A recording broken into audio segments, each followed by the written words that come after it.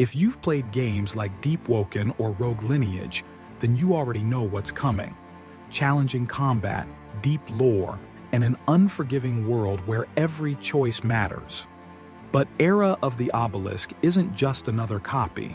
It's shaping up to be one of the most unique and ambitious games on Roblox right now. Personally, I've always loved roguelike games. Ever since I was a young teenager, I was drawn to the thrill of risk and reward, the idea that every decision, every fight, and every death had real weight. My journey into this genre started with Rogue Lineage, and from there, I found myself diving into the Dark Souls trilogy, a series that completely changed the way I saw games. The brutal difficulty, the deep lore hidden beneath the surface, the satisfaction of overcoming impossible odds. I loved every second of it, but even with all that, something always felt missing. One of my favorite mechanics in any game has always been evolvable classes. The idea that your character doesn't just get stronger, but actually changes and adapts based on your choices is something I've always wanted to see perfected.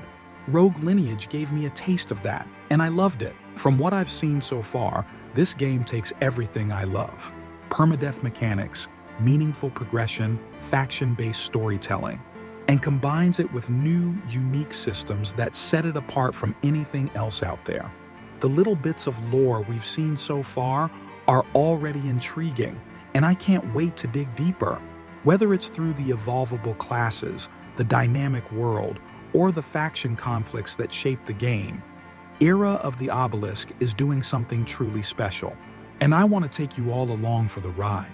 While this game is still in development, from the clips I've seen and the information I've heard and read, I can already tell this is going to be my kind of game. It's rare to find a game that truly understands what makes roguelikes special.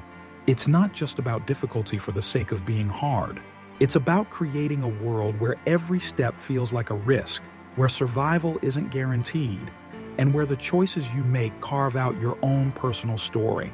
And from what I've seen, Era of the Obelisk embraces that philosophy completely.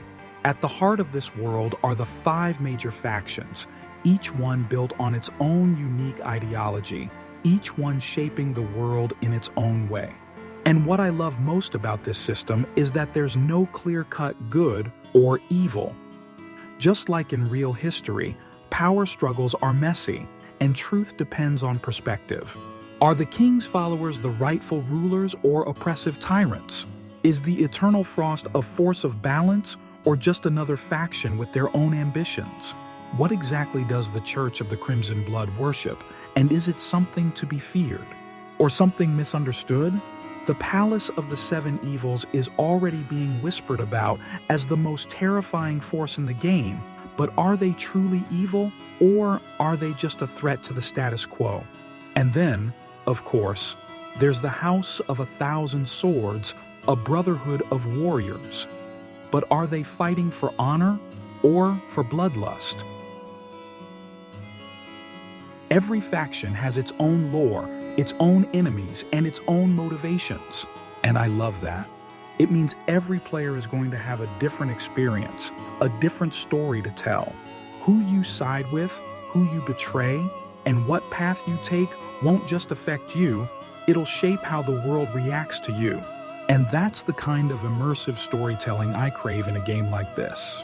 Like other RPGs, Era of the Obelisk takes inspiration from hardcore games like Dark Souls and Rogue Lineage.